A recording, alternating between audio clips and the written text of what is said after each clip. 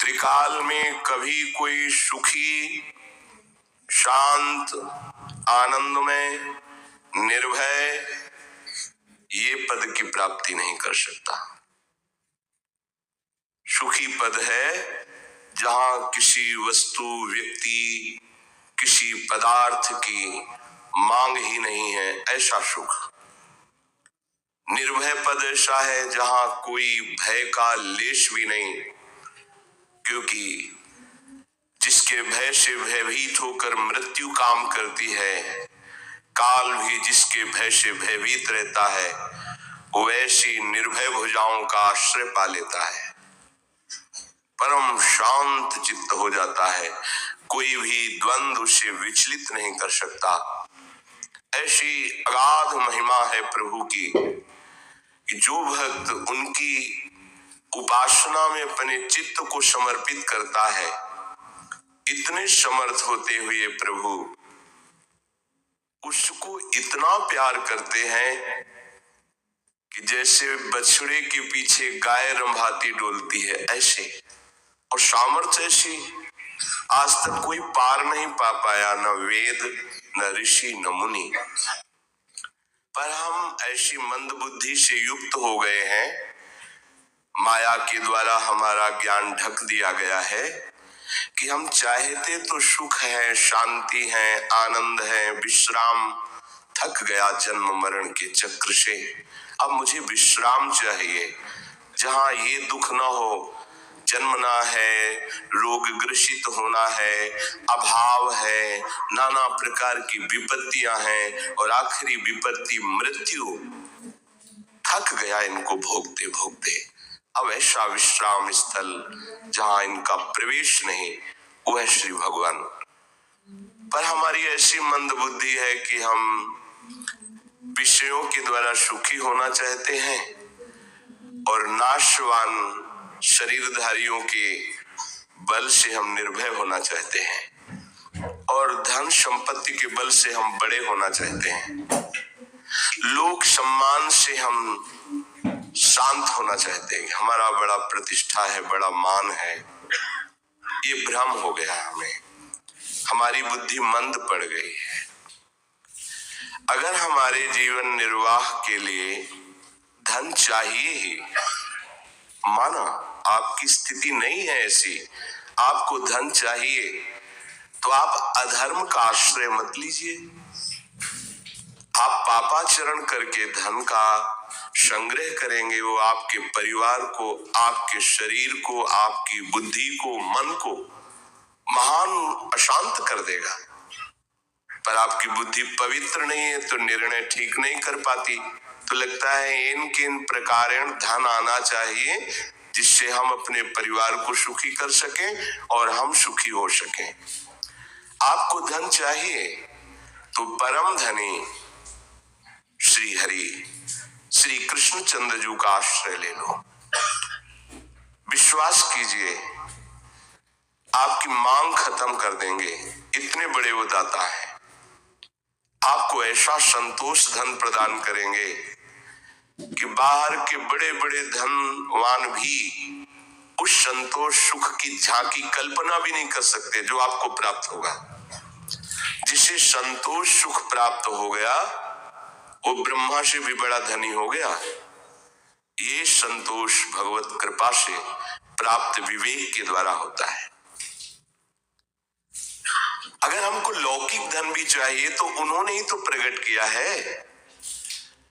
इस पृथ्वी में खाने हैं, जैसे गेरू की लाल मिट्टी हुई, ऐसे ही तांबे की, स्वर्ण की, हीरे की, ये सब खाने हैं। और एक भ्रकुटी के संकेत मात्र से माया ने सब रच दिया। आपको कुछ चंद रुपये चाहिए, कुछ थोड़ा सा हमें सुख सामग्री चाहिए, तो अधर्म का आचरण लेकर क्यों भटक रहे हो?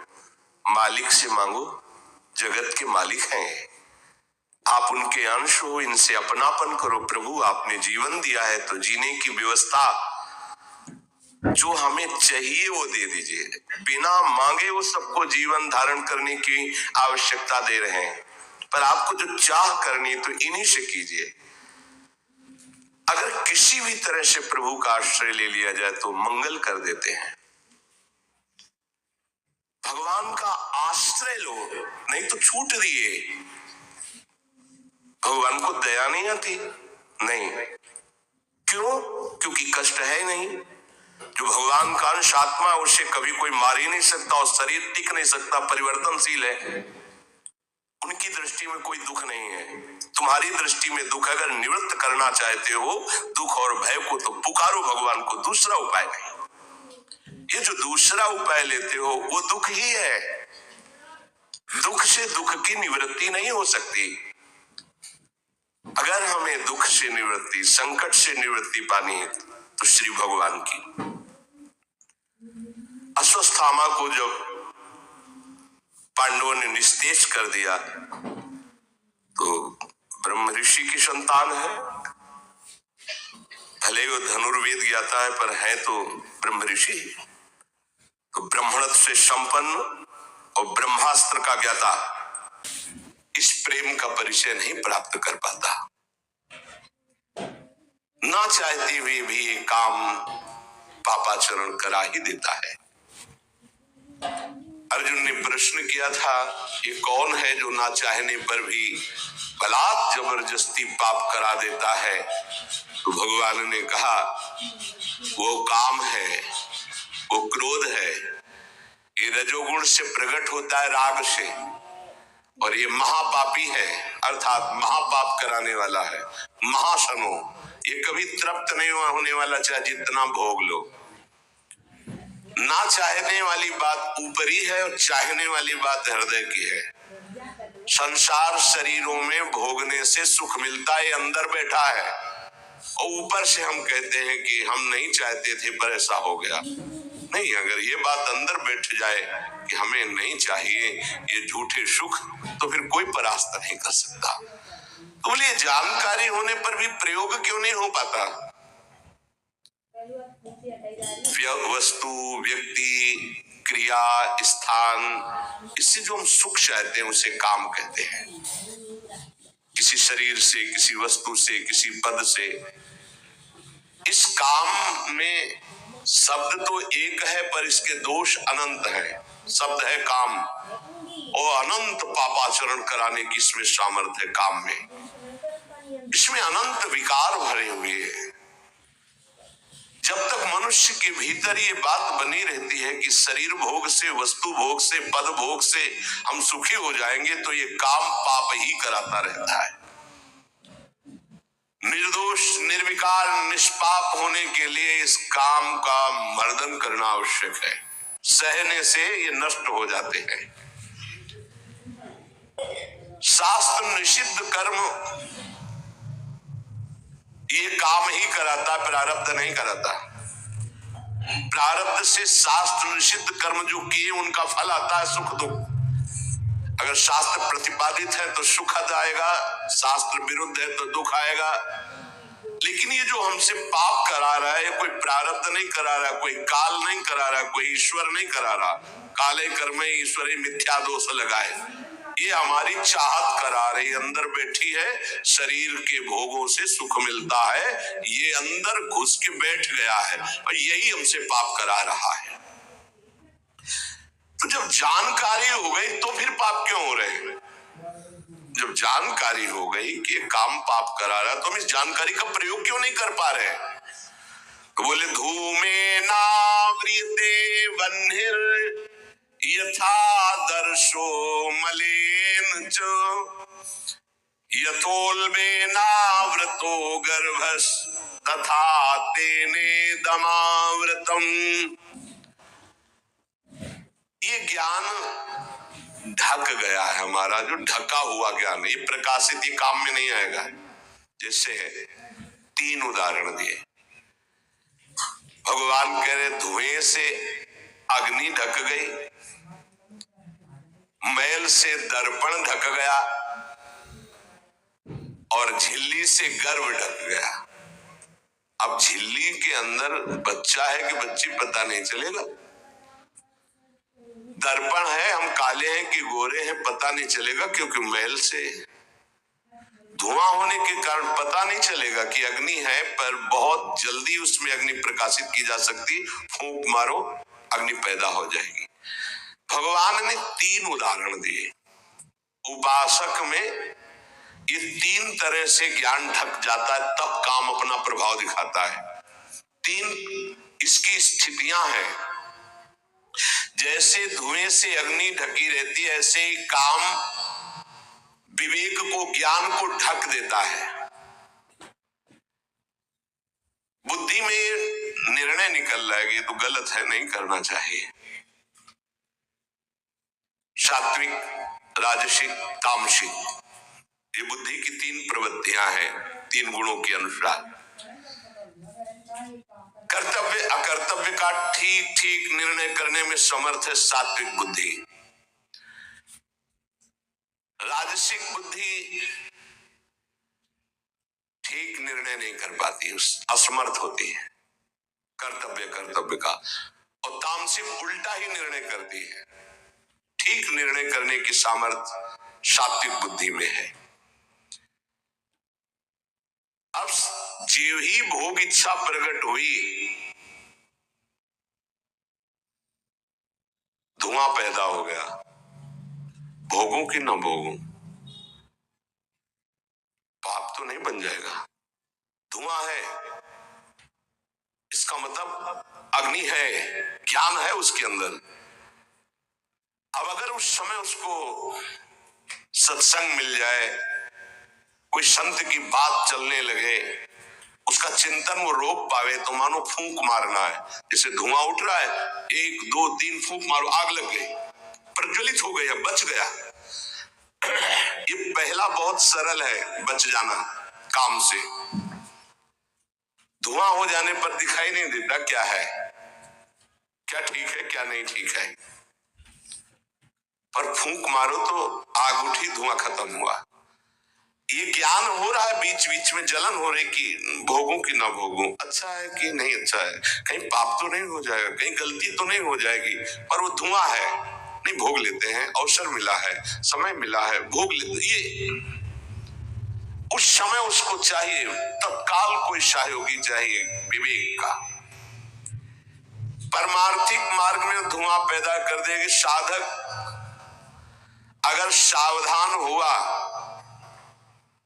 तो तत्काल प्रयासरत हो जाता है इस धुएं को हटाने के लिए। फूंक मारने का मतलब कीर्तन शुरू हो गया, वो सत्संग शुरू हो गया, किसी संत के पास तत्काल बैठ गया, उसकी वाणी सुनने लगा, वो धुआं खत्म हुआ। फूंक लगी, आग हुआ, जली, धुआं खत्म। ठीक निर्णय हो गया, नहीं नहीं ऐसा नहीं करना। उत्पत्ति विनाशशील जड़ वस्तुओं में प्रियता, महत्ता, सुंदरता, सुखद रूपता, ये काम पहले पैदा करता है। ये सत्य है, इसमें सुख मिलेगा, इसमें बहुत सुख मिलेगा।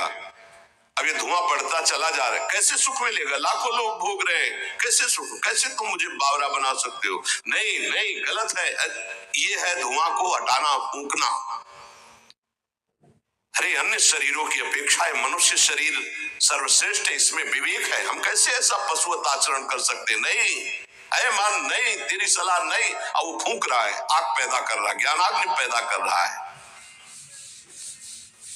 पर बहुत प्रवीण साधक नहीं, उससे प्रवीण मन है, वो सुख को सुख मानकर भोगने की लालसा प्रबल होने के कारण वो धुआं नहीं हटा पा रहा, वो उसी में और राग कर रहा है। प्रथम अवस्था में हटा लिया तो हटा लिया, नहीं दूसरी अवस्था में बहुत ही भयानक स्थिति हो जाएगी। ये अवस्था बदलने में देर नहीं लगती, कहने में देर लगी। दूसरी अवस्था हो जाती दर्पण में ढका हुआ मैल। उसमें तो फूंक केवल मारनी थी कि आग प्रज्वलित हो गई, क्योंकि तैयार एकदम ज्ञान है, पर धुआं जैसा ढक गया, काम ने ढक दिया।